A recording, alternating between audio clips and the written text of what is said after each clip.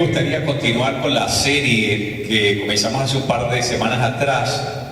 Si ustedes recuerdan, hemos estado hablando acerca de la vocación, la importancia de que nosotros descubramos cuál es el propósito que Dios tiene para nuestra vida en particular. Lo que hemos llamado esa asignación divina, lo que hemos llamado nuestra misión histórica. Como cristianos nosotros hemos sido creados no de forma casuística, fortuita, azarosa. Nosotros hemos sido creados por Dios con fines, con propósitos particulares.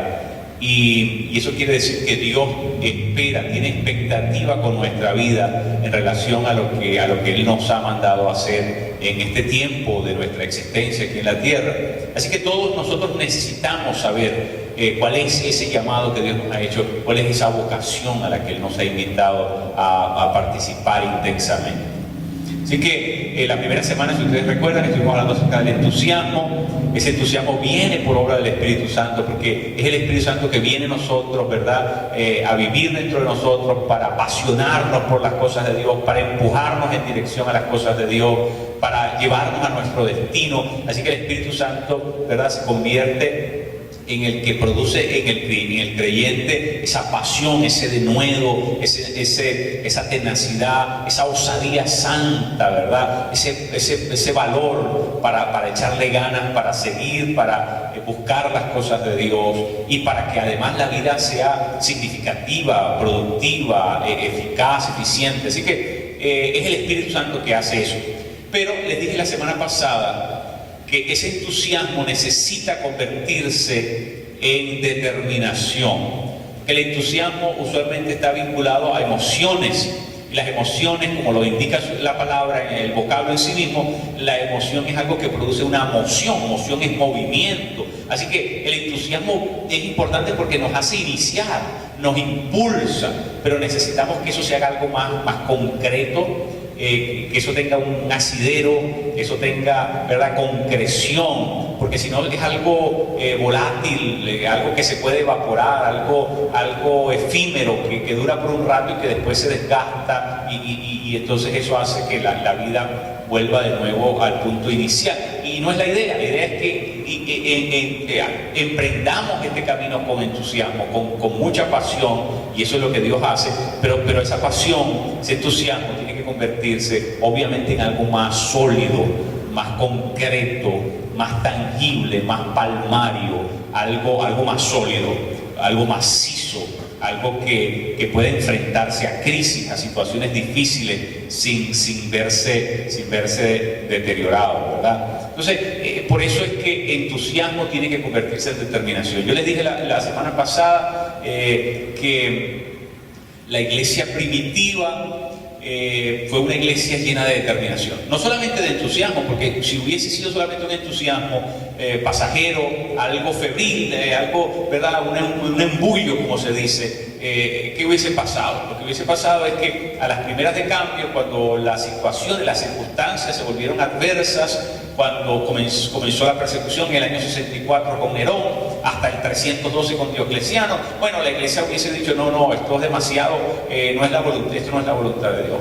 Y hubiesen mermado en su fe, se hubiesen apartado de ella, y cada quien hubiese regresado tal vez a lo que antes hacían.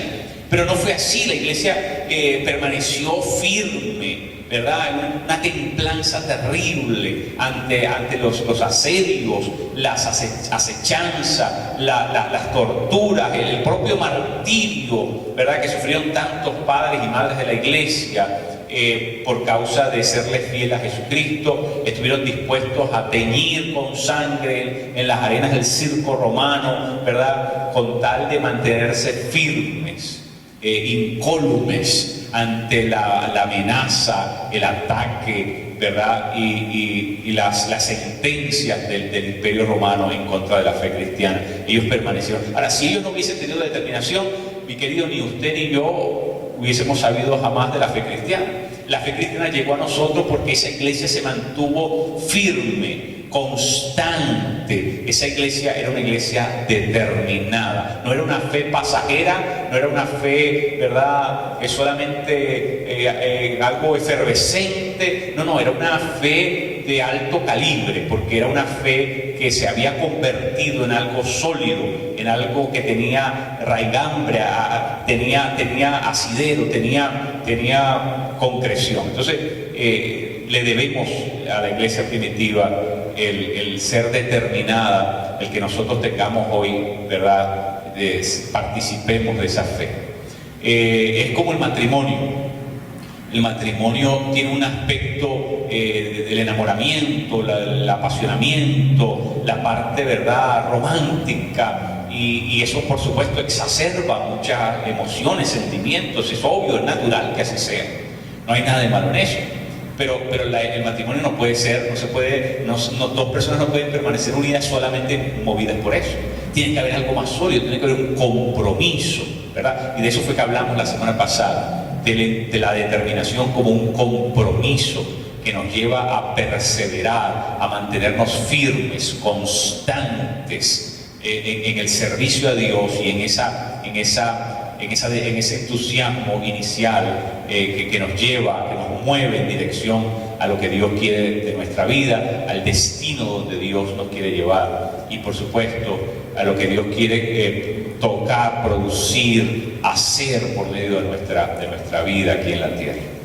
Bueno, si nosotros no tenemos esa determinación, la vida se vuelve un continuo aplazamiento de cosas, ¿no? Comenzamos a emplazar, comenzamos a dejar cosas para luego, cosas que se nos quedan a medio andar, a medio camino, lo que se llama la procrastinación. Comenzamos a decir, bueno, luego lo hago, la semana que viene comienzo, dejo el ayuno para el próximo mes. Sí, comienzo a darle largas a las cosas, y en definitiva eso es lo único que va a traer, ¿verdad?, es que nuestra vida se marchite espiritualmente, se enfríe, que se convierta en una vida laxa, una vida permisiva, una vida que no tiene el fervor que Dios quiere de nosotros, sus hijos. El compromiso que se debe notar a flor de piel en cada uno de nosotros, esa pasión, ese apasionamiento tremendo por las cosas del Espíritu. Esta mañana quiero hablarles de la excelencia. ¿Por qué? Porque el entusiasmo se tiene que convertir en determinación, pero la determinación se tiene que convertir en excelencia. Es un proceso, ¿se da cuenta? Comienza por ser entusiasmo, pero ese entusiasmo se tiene que hacer cada vez más fuerte, cada vez más sólido, y tiene que llegar al punto de convertirse en algo excelente. La excelencia es algo muy importante. ¿Qué cosa es la excelencia? Déjeme decirle que la excelencia es la expresión máxima de la responsabilidad. Eso es lo que es la excelencia, es la expresión máxima de la responsabilidad. Por lo tanto, es un rasgo que está siempre presente en el carácter de un cristiano maduro. Un cristiano maduro no solamente es una persona medianamente responsable. Un cristiano maduro, usted va a ver que uno de sus rasgos precisamente va a ser que todo lo que hace lo va a buscar hacer de una manera muy particular, lo va a buscar hacer de una manera excelente, porque tiene una conciencia diferente, porque tiene un nivel de compromiso diferente, y porque asume su responsabilidad, asume lo que le toca hacer. Su vocación la asume de una manera muy particular. Entonces, por eso quiero hablarles de esto, quiero hablarles hoy de la excelencia. Es un asunto supremamente importante que nosotros como creyentes entendamos profundamente, sesudamente este asunto, porque esto debe caracterizar todas las cosas que hacemos. Todas las cosas que hacemos deben estar marcadas por la excelencia. La palabra dice: si comes o bebes o haces cualquier otra cosa, hazlo todo para la gloria de Dios. Y precisamente porque nosotros los cristianos tenemos como principio el hacerlo todo para la gloria de Dios, es que tenemos que vivir en esa excelencia. No es opcional, no es un asunto en el que se nos permite, ¿verdad?, escoger. No, en este caso no. Todo lo que nosotros hacemos, por tener un Dios como el que nosotros tenemos, todo lo que nosotros hacemos tiene que estar marcado con esa marca indeleble que es la marca de la excelencia. Entonces, el libro que hemos estado considerando, que es el libro de Nehemías, en el capítulo 6, ¿verdad? Y para ahorrar tiempo no lo voy a leer, pero en el capítulo 6, del 8 al 14, se nos habla del carácter de este hombre.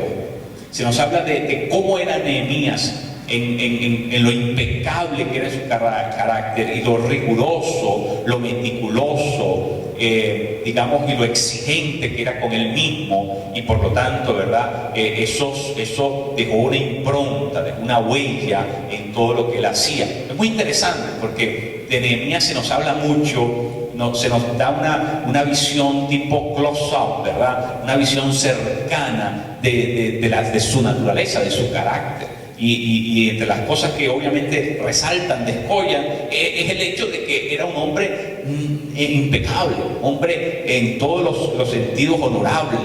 Era una persona que llamaríamos autárquica. Era un hombre de verdad excelente, un hombre excelente. Es decir, no es casualidad que el hombre trabajaba con el rey Artajerjes, ¿verdad? No es casualidad, porque para poder trabajar en esos círculos, pues la persona tiene que ser una persona que tiene que ser muy especial, que tiene que tener esos rasgos precisamente de excelencia, y eso era algo que Nehemías lo vivía, lo transfería, lo comunicaba y por supuesto lo enseñaba, porque él mismo lo modelaba para que otros pudieran de alguna manera también aprenderlo e incorporarlo dentro de su propia vida. Tres cosas quiero destacar con relación a la excelencia. Y son tres rasgos que los podemos notar obviamente en la persona, en la vida de Nehemías. Tres cosas que son las características de una persona excelente. La primera es que toda persona que es excelente, que tiene ese sentido de excelencia, ¿verdad?, nunca va a dejar algo inconcluso, sino que al contrario, va a hacer más de lo que se esperaba que hiciera.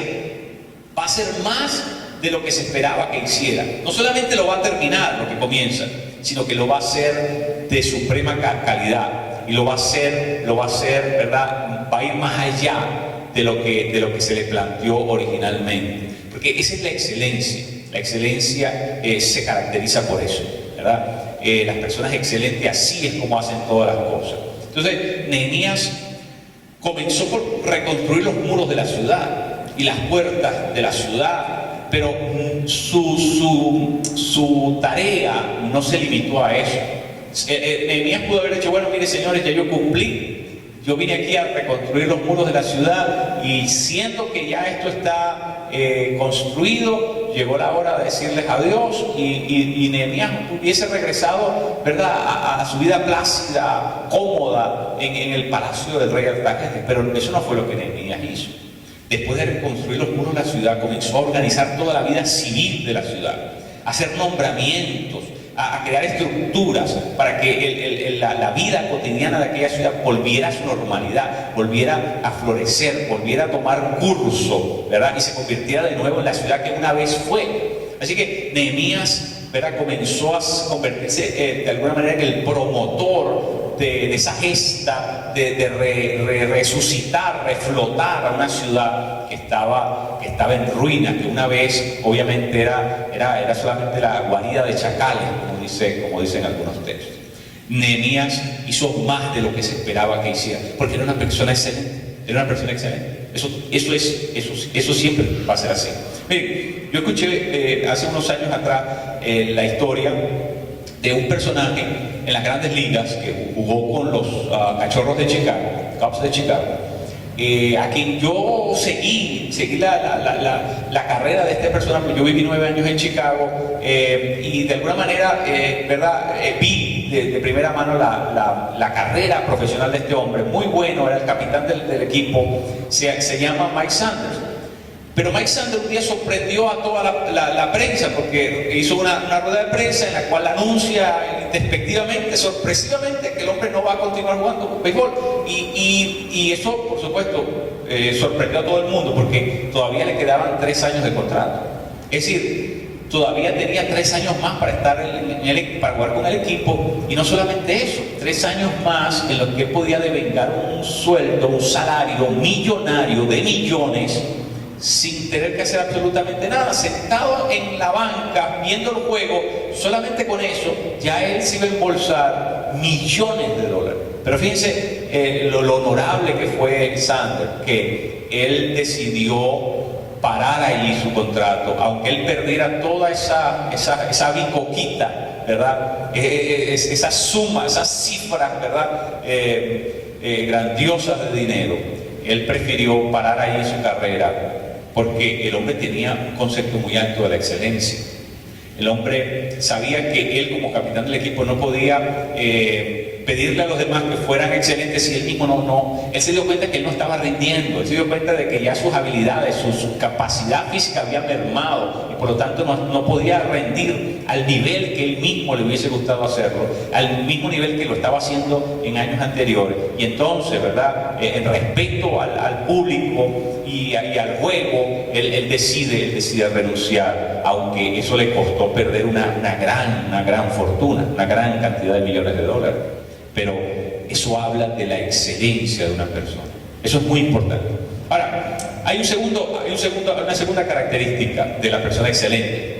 Y esa segunda característica es que la persona excelente siempre prefiere calidad a cantidad.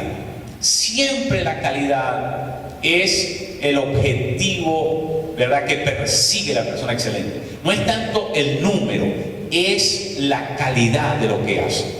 Es la calidad de lo que hace. Entonces eso es muy importante, porque usualmente la gente va detrás de los números son fascinantes, de alguna manera producen un encanto, tienen en sí mismo un encanto, y la persona excelente no. La persona excelente ha aprendido a enfocar en lo que es realmente lo más valioso, que es la calidad. Una tonelada de café normal vale lo mismo que 200 kilos de café gourmet. ¿Por qué? Porque no son lo mismo. Son lo mismo, son café, pero no son de la misma calidad. Así que calidad mata a cantidad. Y el excelente sabe que eso funciona así. Una de las culturas que a mí me impresiona es la cultura japonesa, porque ellos, de todas las culturas del mundo que yo conozco, tal vez son la cultura donde más se le saca filo al tema de la excelencia. Los japoneses tienen, ¿verdad?, un concepto muy elevado de lo que significa la excelencia. Lo viven, lo incorporan en su cotidianidad, y como digo, eso es algo, un valor muy plausible, que se puede ver nítidamente dentro de la cultura japonesa. Todo lo buscan hacer. Si ellos van a manufacturar algo, van a comenzar una industria de algún producto, tiene que tener unos niveles altísimos de excelencia, porque ellos no salen a competir afuera a no ser que ese producto esté garantizado que va a ser un triunfador.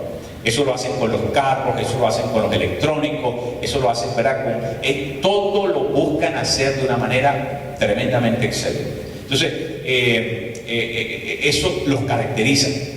Es el país donde mejor se come en el mundo. No en el sentido de necesariamente lo gustoso que pueda ser, pero tiene que ver con que todo lo que los japoneses se llevan a la boca tiene que ser orgánico. No comen otra cosa que sea, ¿verdad? Es parte de su cultura el alimentarse bien. Entonces, la excelencia está en todo. La excelencia se registra en todas las cosas que ellos hacen. Tiene que ver, porque eso es un valor. Incluso ellos son lo que llaman la cultura del suicidio, donde es una de las pocas culturas en el mundo donde el suicidio es visto como algo necesario, como algo lógico y como algo esperable, digamos, algo que tiene lugar, tiene aceptación dentro de la cultura. ¿Y por qué? Porque los japoneses son tan excelentes que cuando ellos notan que no han cumplido con su normativa, que no han hecho las cosas como las debieron haber hecho, que no se han apegado a ese valor, a ese sentido de excelencia, entonces ellos mismos, ¿verdad?, se pasan la factura. y lo hacen a través del suicidio. Es una tradición que ellos arrastran desde el tiempo de los samuráis, ¿no? Lo que se llama el harakiri, ¿verdad? Es cuando la persona sabe que hizo algo indebido, la regó, y entonces esa persona asume su responsabilidad.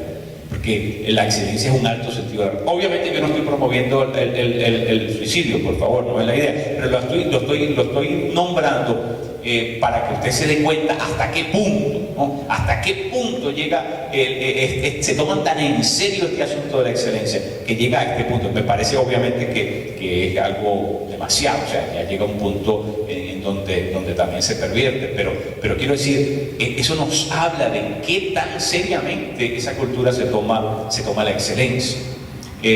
Nosotros los latinoamericanos eso no lo podríamos hacer, porque imagínense, tendríamos que estar celebrando entierros cada semana, ¿verdad? Si nosotros practicáramos el harakiri, ¿verdad? Porque nuestra cultura no se toma con la misma seriedad la excelencia, el hacer las cosas en el nivel óptimo, en el nivel ¿verdad? Supremo. No es un rasgo necesariamente de nosotros los latinoamericanos. Tenemos que penosamente reconocerlo. Ahora déjenme hablarle la tercera característica de una persona excelente, ¿verdad?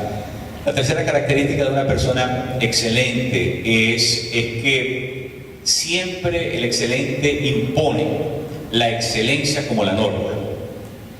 El excelente no solamente se va a conformar con él ser excelente, sino que él va donde en los círculos de influencia donde esta persona está, en su casa, en su trabajo, en sus asociaciones, en su comunidad, en su vecindario, donde quiera que él tiene un círculo de influencia, él va a traer siempre la excelencia como la norma, la va a plantear como lo normativo, es decir, como lo que tiene que ser, ¿verdad? El estándar para hacer todo lo que hacemos. Entonces eso es muy importante, eso es supremamente importante, porque Nehemías eso fue lo que hizo. No solamente era excelente, pero él buscó que los demás fueran excelentes y comenzó a escoger un círculo de personas, ¿verdad? Comenzó a buscar se hizo de un grupo de personas que tenían, ¿verdad? Más o menos esos mismos perfiles. Y eso es muy importante, porque eso nos habla de este principio precisamente, no solamente ser excelente, pero incorporar la excelencia como lo normativo para todas las cosas que hacemos y donde quiera que nos encontramos. Eso es muy importante. Yo escuché una vez una anécdota que me llamó la atención de Alejandro Magno. Alejandro Magno llegó a ser el hombre más poderoso de la tierra en su tiempo, unos 300 años antes de Jesucristo, más o menos, lo que se llama el Imperio Helénico. Comenzó por ser el Imperio Macedónico de su padre, y luego se convirtió en el Imperio Helénico, que, bueno, él pudo poner bajo su dominio al mundo conocido en ese entonces. Y este hombre, una de sus características es que era un tipo rígido en cómo hacía las cosas, y le gustaba evaluar por él mismo a sus tropas. Cada vez que se iba en campañas, ¿verdad?, a expandir ese imperio, a subyugar otros pueblos, en esas campañas él se detenía y comenzaba a hablarle a sus soldados y a inspeccionarlo, y muchas veces de forma introspectiva se les aparecía en lugares donde nadie esperaba que él apareciera, porque él estaba, ¿verdad?, supervisando sus tropas. En una ocasión se cuenta que Alejandro Magno comienza a caminar y se da cuenta de que uno de sus soldados está dormido, y lo sorprende mientras el muchacho está dormido, y se le acerca y le dice: soldado, ¿usted sabe cuál es la penalidad por esta falta? Y el soldado le responde, temeroso, obviamente, le responde: sí, su señoría. A ver, dígame cuál es su nombre. Y el muchacho, para sorpresa de él, le dice: mi nombre es Alejandro. ¿Cómo me dijo? Alejandro, su señoría. Así que usted se llama Alejandro. Y Alejandro Magno se le queda mirando, ¿no? Y le dice: mire, soldado, usted tiene dos opciones. O usted se cambia el nombre, o usted aprende a vivir como un Alejandro. Y eso es muy interesante porque lo que él estaba tratando de decirle es que así como él era un Alejandro y vivía de una forma disciplinada, rigurosa, meticulosa y excelente, pues él quería que los demás, y especialmente aquellos que llevaban su nombre, bueno, se comportaran de esa misma manera. Y eso aplica para nosotros los cristianos, porque si nosotros nos llamamos cristianos, entonces tenemos que aprender a llevar bien el nombre de Cristo, ¿verdad? Tenemos que aprender a llevar ese nombre en alto, porque mucha gente se llama cristiano y, ¿verdad? Y hace mucha laraca con eso, pero sus actos, sus acciones son mediocres, son cosas que hacen que se desdiga, que se infame a la fe cristiana y por supuesto es algo de mal gusto. Así que nosotros como cristianos tenemos que aprender a portar ese nombre. Tenemos que llevarlo en alto y tenemos que, obviamente, si fuese necesario, corregir radicalmente nuestra conducta, porque nosotros de alguna manera representamos, somos portadores de ese nombre. Así que este es interesante, ¿no? Alejandro Magno quería que todo el mundo, todos sus súbditos se parecieran a él. Era el modelo. Interesante porque Jesús dice algo muy parecido. Jesús dice: sed perfectos, sean perfectos, como mi Padre Celestial es perfecto, ¿verdad? Como mi Padre es perfecto. Es decir, para Dios, para Jesús, la norma, el estándar, no es otro sino Dios mismo. Es decir, para nosotros en la fe cristiana, el estándar no es Abraham, el estándar de vida no es Job, no es el profeta Elías, no es Pablo, ni es el apóstol Pedro, no. El estándar para nosotros los creyentes es Dios mismo. O sea, imagínense qué sentido de la excelencia tiene Dios. ¿Saben por qué? Porque Dios no tiene hijos de primera, de segunda o de tercera. Dios tiene solamente hijos de un solo tipo. Y quiere que todos sus hijos sean como Jesús. Quiere que todos nosotros pasemos por el mismo estándar y que nuestro nivel de calidad, ¿verdad?, tenga una referencia, y esa referencia es Jesús mismo. Él es el hombre perfecto y por lo tanto es el paradigma, es el patrón a seguir para nuestra propia vida. Entonces eso es muy determinante que nosotros necesitamos entender. Pablo dice otra de sus expresiones fantásticas, porque Pablo dice: sean imitadores de mí como yo soy de Cristo. Tremendo.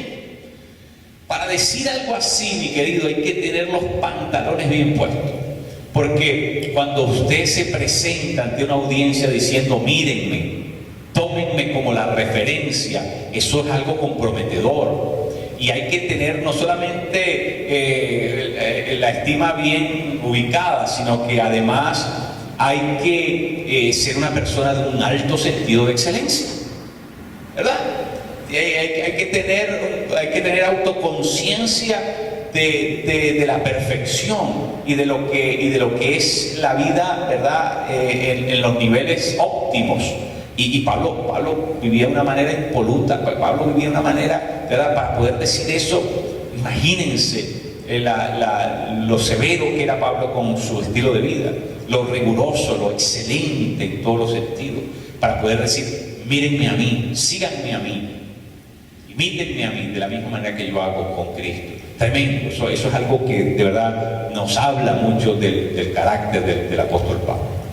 Nehemías, que es digamos la figura, el personaje central de lo que hemos estado estudiando toda esta semana, es un hombre de la misma talla, de la misma envergadura que de Pablo, un hombre con un sentido muy desarrollado de lo que es hacer cosas de buena calidad, porque en última instancia esas cosas, ¿verdad?, las estamos haciendo para Dios.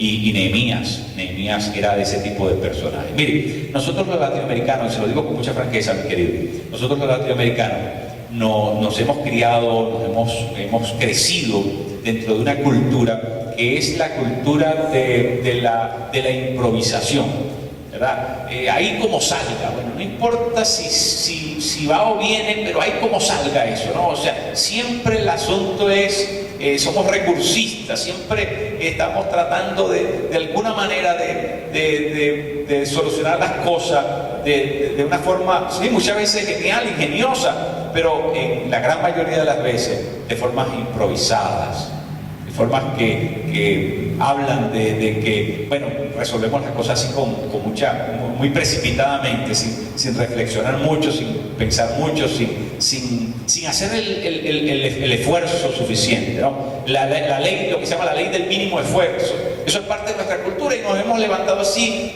viendo esos patrones de conducta, viendo esos esquemas mentales y viendo, por supuesto, ese esquema, ¿verdad?, modelado en todos los aspectos de nuestra vida. Entonces, nos hemos levantado con un sentido de hacer las cosas a medio andar, o ahí como salga, como se pueda, donde no hay excelencia.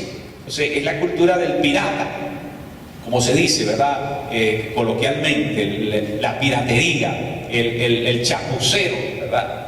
La persona que hace las cosas, ¿verdad?, sin prestar mucha atención en los acabados. No tiene ningún sentido de estética, no tiene ningún sentido de que algo tenga sea residual, sea perdurable, sea algo trascendente, ¿no? Pues todo es un resolverlo del momento, ¿no? Un pragmatismo criollo muy, ¿verdad?, muy desarrollado, podríamos decirlo, porque somos vivos para ese tipo de cosas, pero que a la larga lo que demuestra es que nuestra cultura no es excelente. Y entonces nos conformamos siempre con ese tipo de soluciones, ¿verdad?, geniales, pero que solamente resuelven el momento y que crean un problema para más tarde.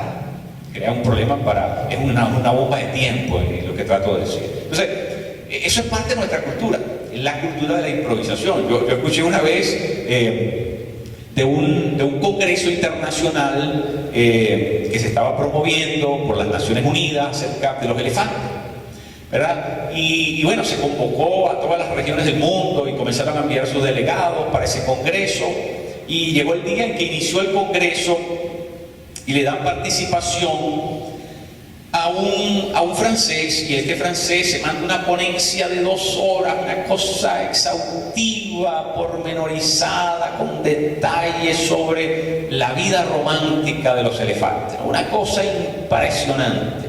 2 horas se metió el hombre.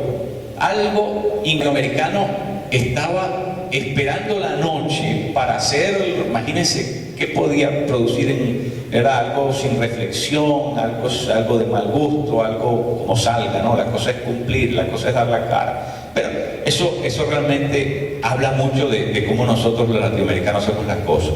Pero tenemos que reflexionar y tenemos que darnos cuenta de que eso es un problema que arrastramos y que ese lastre tenemos que soltarlo, porque nosotros no podemos ser cristianos, ¿verdad?, que hacemos las cosas de esa manera, porque nosotros, antes de tener un compromiso con nuestra cultura, tenemos un compromiso con nuestro Dios, con nuestro Señor. No podemos vivir de esa manera, no podemos vivir de esa manera.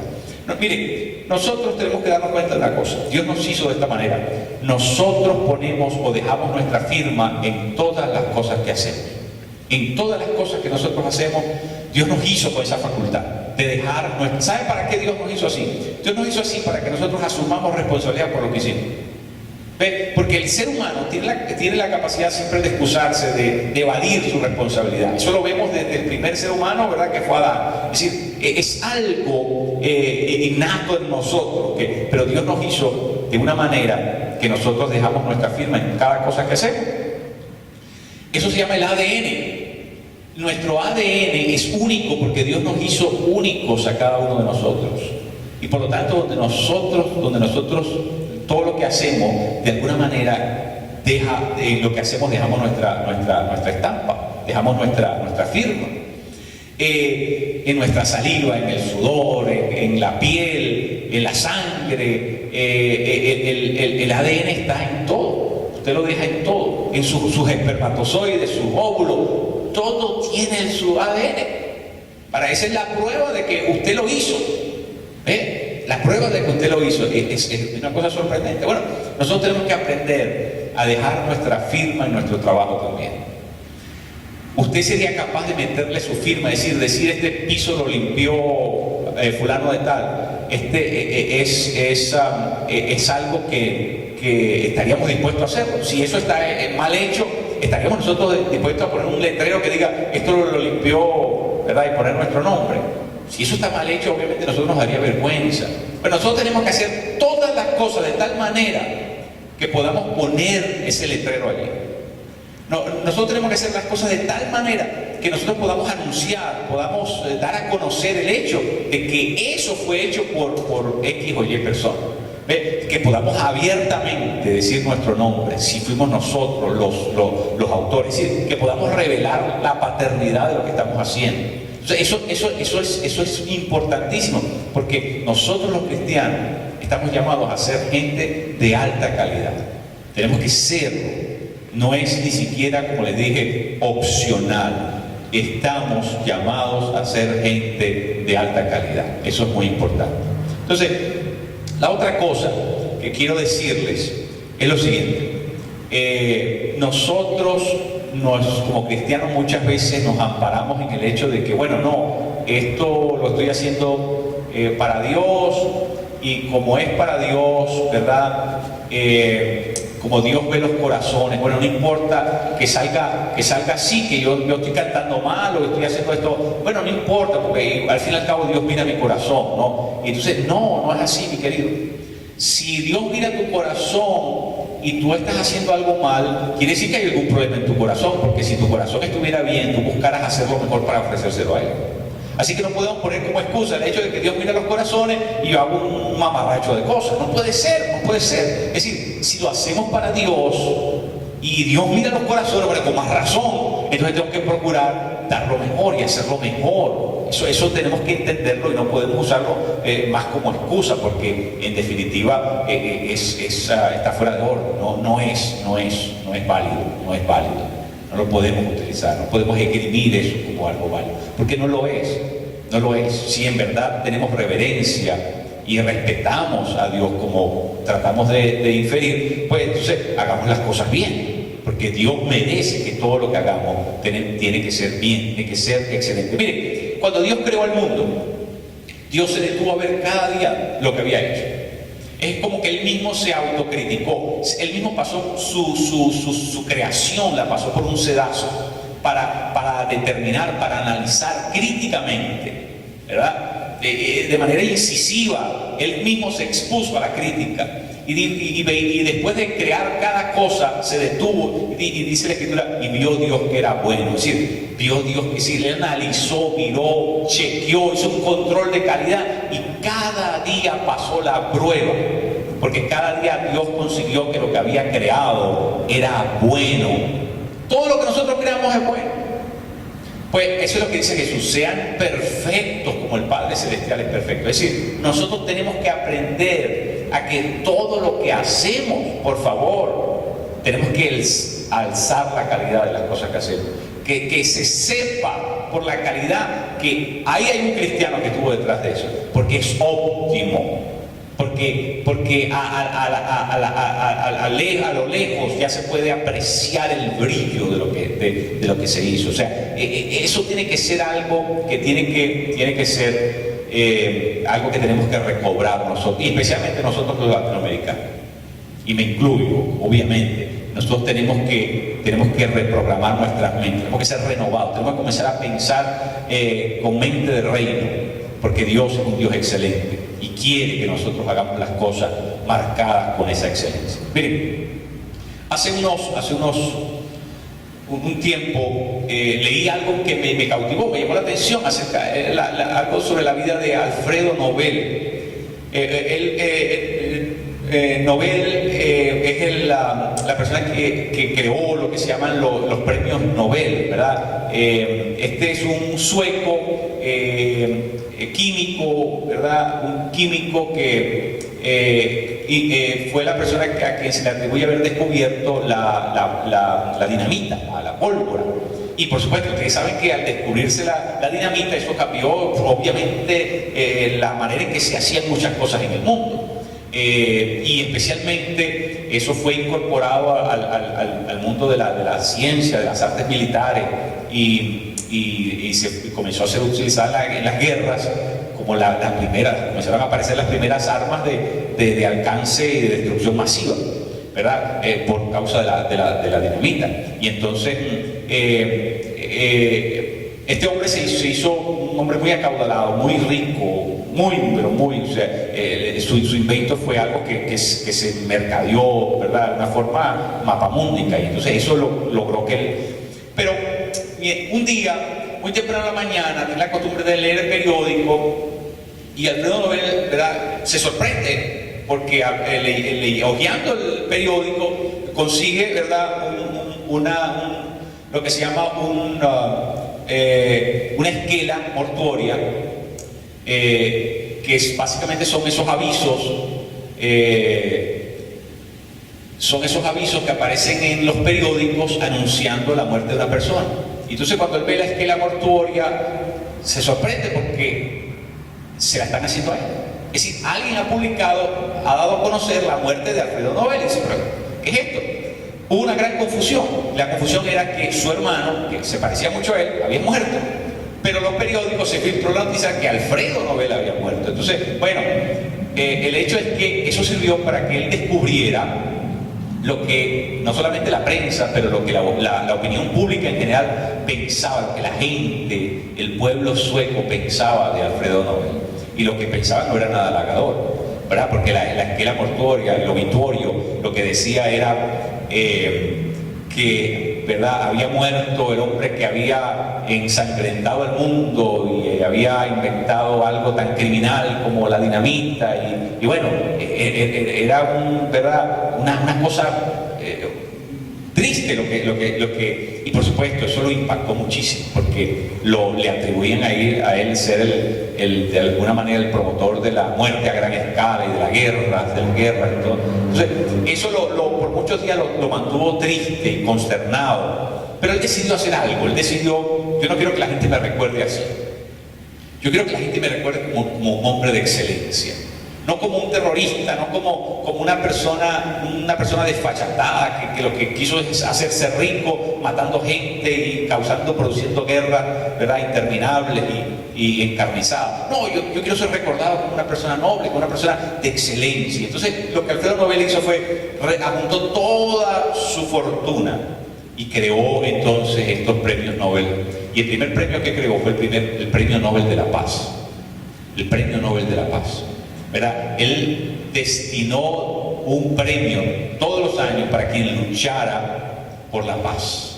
Entonces se convirtió de alguna manera en un paladín de la paz para destruir esa idea que la gente tenía de que él era, ¿verdad?, el pionero, de alguna manera de estas guerras modernas con dinamita. Y entonces comenzó a dar un premio para los luchadores, para los pacificadores.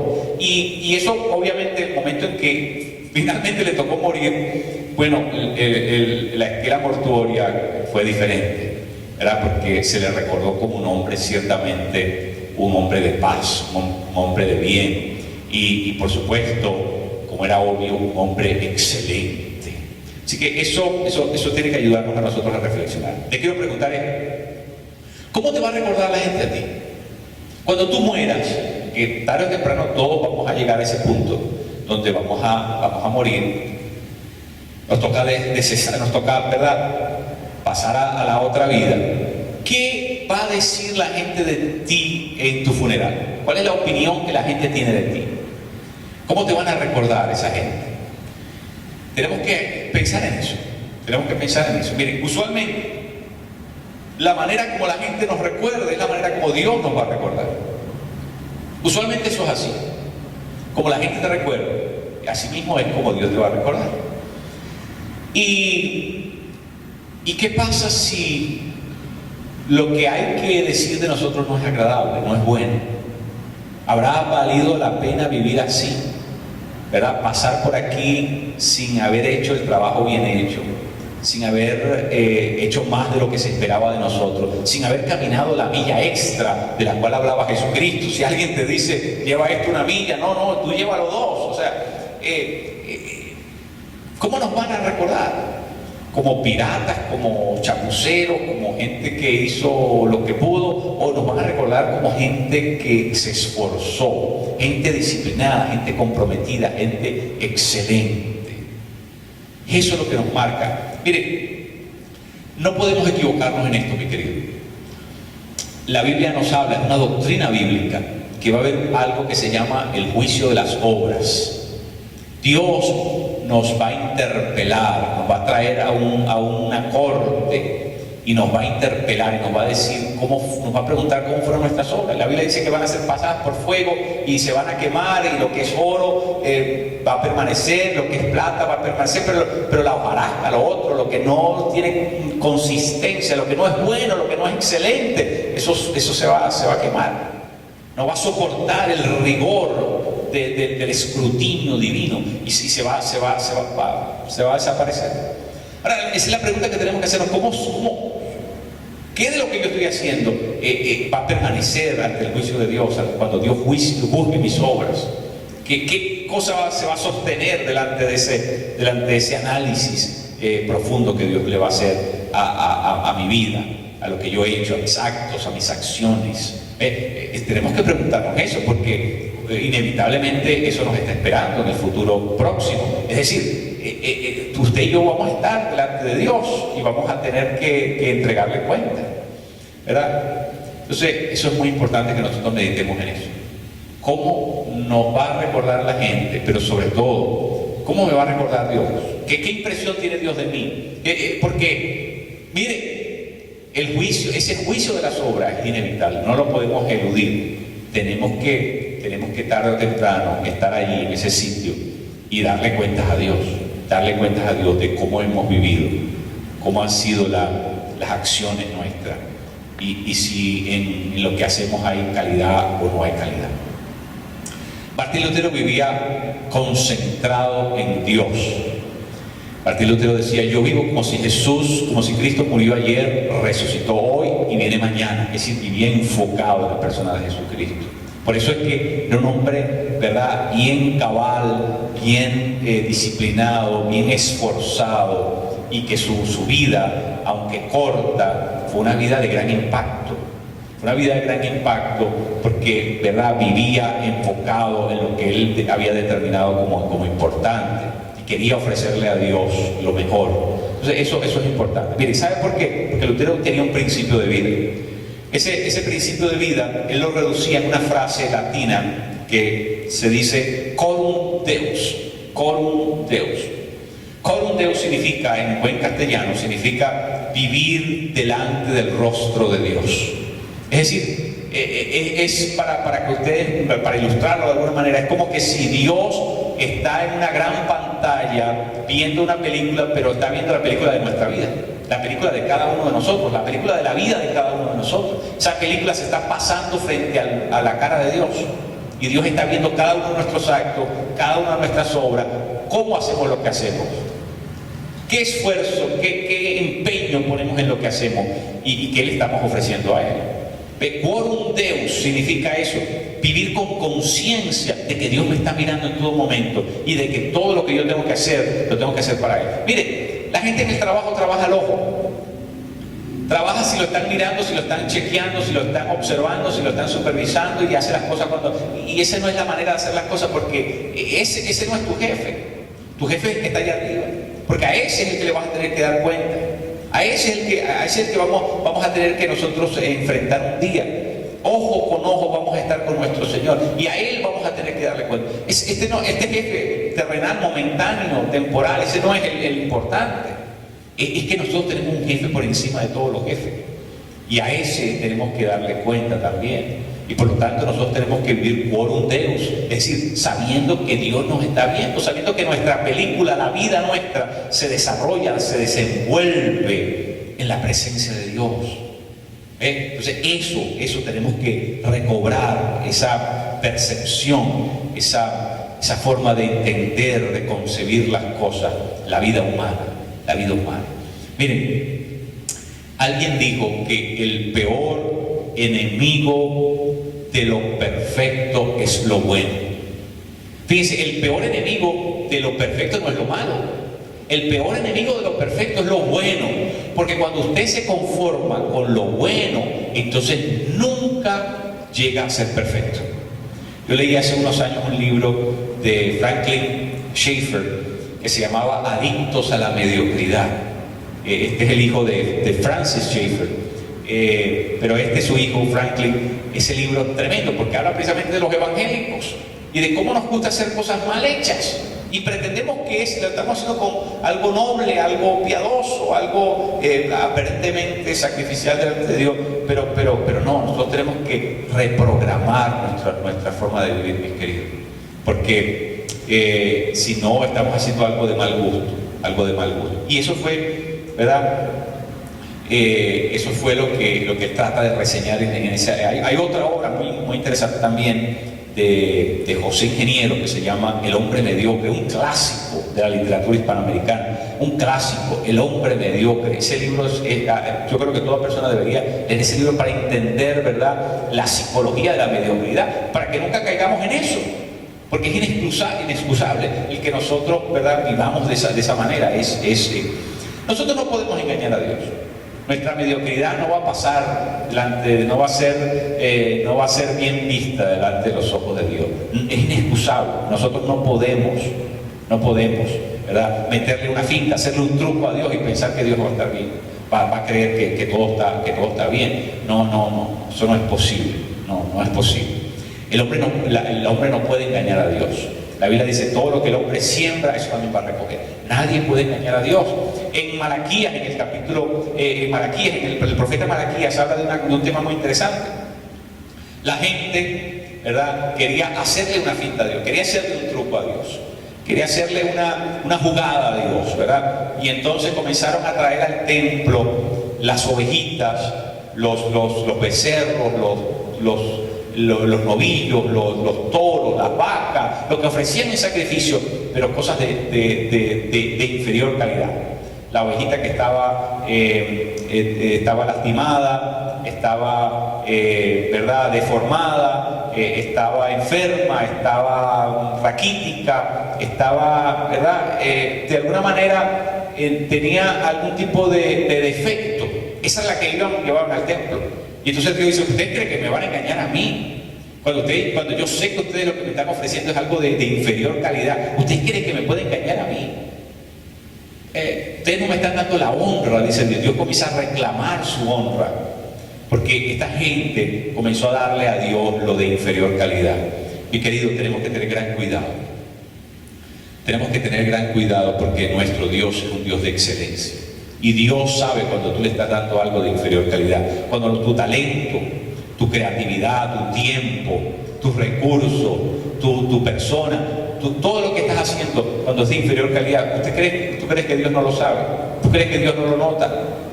Dios es un Dios excelente. Por eso tenemos que recordar siempre, el peor enemigo de lo perfecto no es lo malo, es lo bueno. Si te conformas con lo bueno, nunca llegarás a ser perfecto. Así que tenemos que reprogramar nuestra forma de vivir la fe.